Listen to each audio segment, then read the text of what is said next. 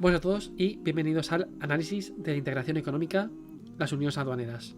En este vídeo nos vamos a centrar principalmente en los rasgos más básicos y en cómo funcionan y los beneficios sencillos de las uniones aduaneras. La construcción europea se ha realizado combinando desde el principio los aspectos de integración nativa con los efectos de la integración positiva, así como los avances de la integración real como sucesivos proyectos de integración monetaria. Vamos a estudiar en particular cómo se analizan los efectos que la integración comercial genera sobre la eficiencia asignativa o los efectos estáticos, así como los denominados tradicionalmente efectos dinámicos, que son los efectos procompetitivos y los derivados de la ampliación del mercado. El análisis de la integración económica ha ido creciendo en importancia a lo largo de las últimas décadas, hasta convertirse en un campo autónomo desde dentro de la economía internacional, y ha conseguido superar las limitaciones del enfoque tradicional. El desarrollo conceptual nos marca diferentes fases y cómo analiza los diferentes efectos. En el primero, el enfoque tradicional contempla la teoría de la integración como un caso particular de los modelos neoclásicos de comercio internacional. Este permite analizar los efectos sobre la eficiencia asignativa y sobre los términos de intercambio. No obstante, el carácter restrictivo de sus presupuestos impide abordar la cadena de efectos directos e inducidos que la integración comercial comporta, y sobre todo los efectos de integración del mercado en situaciones de competencia imperfecta propias de numerosos sectores industriales. Esto dificulta el análisis de gran parte de los flujos comerciales intracomunitarios, muchos de ellos de naturaleza interindustrial, y ya que entre los países europeos se cumplen dos de los requisitos para que tal tipo de comercio tenga lugar.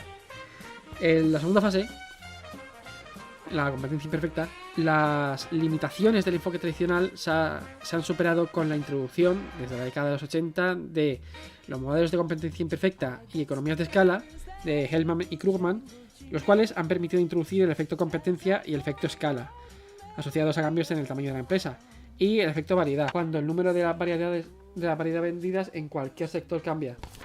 También los modelos que contemplan la supresión de barreras no arancelarias, así como los efectos de la instauración de un mercado común, incorporando la liberación de los movimientos de factores, tanto del trabajo como del capital. Y en la tercera fase, desde la década de los 90, supone el desarrollo analítico de los efectos sobre el ahorro, la inversión y el crecimiento económico, que han dotado de un tratamiento riguroso y formalizado a dichos efectos. Asimismo, los modelos de crecimiento han permitido profundizar en los efectos territoriales y distributivos de la integración, llevando a predicciones sobre localización y convergencias en situaciones de competencia imperfecta que se apartan de las conclusiones del enfoque neoclásico. La teoría de la unión aduanera analiza los efectos sobre la eficiencia asignativa de la supresión de aranceles discriminatorios por países, a partir de una dotación de factores que se supone invariable. De ahí que a estos efectos de bienestar se les denomine efectos estáticos. En 1950, Jacob Wiener, el pionero en considerar que el carácter ambivalente de toda la unión arancelaria, es decir, liberalización comercial frente a los socios, pero discriminación frente a terceros, da lugar a dos efectos contrapuestos para el bienestar: el efecto creación de comercio, positivo para la eficiencia asignativa, y el efecto desviación del comercio, negativo para la misma. Por efecto de creación del comercio se entiende la ganancia de bienestar debida a la sustitución de producción interna de alto coste de importaciones del mismo bien procedentes de países que lo producen a un coste inferior. La desviación del comercio se define como la pérdida de bienestar, de eficiencia asignativa, ocasionada por la sustitución de importaciones procedentes de un país productor de bajo coste por otras procedentes de un país que fabrica el mismo bien a coste superior. De este modo, a pesar de que la unión aduanera es un paso hacia la situación óptima, el libre comercio, la teoría no puede predecir una inequívoca mejora en la eficiencia asignativa, ya que ésta solamente se producirá si, en un caso concreto, ha predominado el efecto creación sobre el efecto desviación, es decir, si existe creación neta de comercio. Antes de Wiener, la ausencia de una teoría formalizada hacía que estuviese extendida la creencia de que la unión aduanera generaba siempre efectos beneficiosos, ya que se la consideraba un paso hacia la situación óptima de libre comercio. En 1957, Meade y sobre todo Lipsey y Lancaster en 1957 dejaron en evidencia que esa ambivalencia desde el punto de vista de la eficiencia asignativa, pudiendo la unión aduanera llegar a empeorar la situación del bienestar inicial. En efecto, Lipsey y Lancaster mostraron que la formación de una unión aduanera es un caso típico de la aplicación de la teoría de segundo óptimo, puesto que ni en la situación previa aranceles no discriminatorios, ni posterior a la formación de la Unión, aranceles discriminatorios, el óptimo de Pareto es alcanzable. Y vamos a matizar qué es el segundo óptimo. Según la teoría del segundo óptimo, las condiciones necesarias para la maximización de una función no constituyen, en general, condiciones suficientes para asegurar un incremento en el valor de la función cuando existan restricciones que impidan obtener el valor máximo mediante el cambio. Antes de analizar los efectos del bienestar, debemos tener en cuenta las hipótesis que tenemos de partida. Es una teoría estática, los factores de producción, el trabajo, el stock de capital y la tecnología se suponen invariables. Es un modelo de equilibrio parcial, los factores de producción son homogéneos y perfectamente sustituibles, los factores de producción tienen movilidad perfecta e instantánea internamente. Existe eficiencia técnica en la producción, hay rendimientos constantes a escala, existe competencia perfecta. El más importante, existen 3 países, un bien importable y 2 factores productivos. El país 1, para el cual se van a analizar los efectos estáticos, es el más ineficiente en la producción del bien X. El país 2, aquel con el cual el país 1 establece con una unión aduanera, presenta una eficiencia intermedia. Mientras que el país 3, que simboliza al resto del mundo, excluido de la Unión, es el más eficiente a nivel mundial en la producción de dicho bien. Es decir, el precio del país 3 es inferior al precio del país 2 y esta a su vez es inferior al precio del país 1, siendo todo esto refiriéndonos al bien X. Los gobiernos no intervienen en la economía, excepto imponiendo aranceles, no existen costes de transporte ni barreras no arancelarias y se supone una compensación perfecta entre sectores dentro de un mismo país. Para analizar los efectos del bienestar debemos hacerlo de una forma diferente a una presentación de PowerPoint.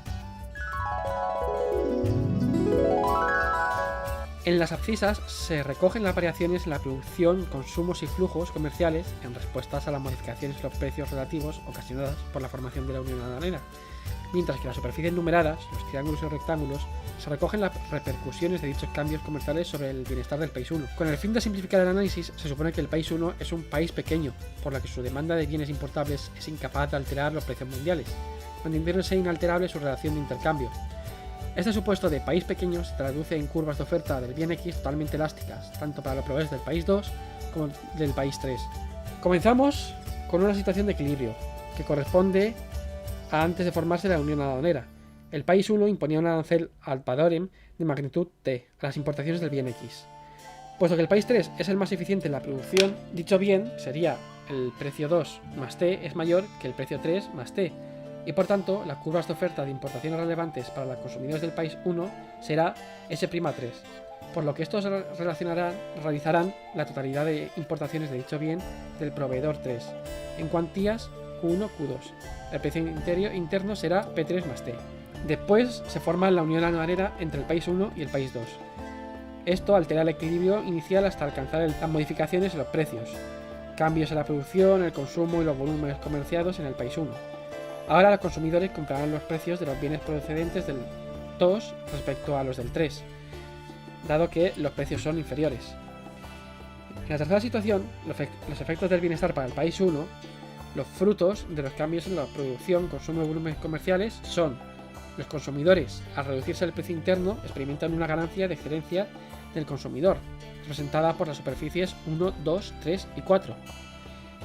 Por otra parte, esta ganancia de los consumidores no se traduce íntegramente en ganancias netas para el país, ya que en parte se neutraliza por la pérdida de excedentes del productor, que es la superficie 1, pues este debe reducir sus precios para todas las unidades vendidas.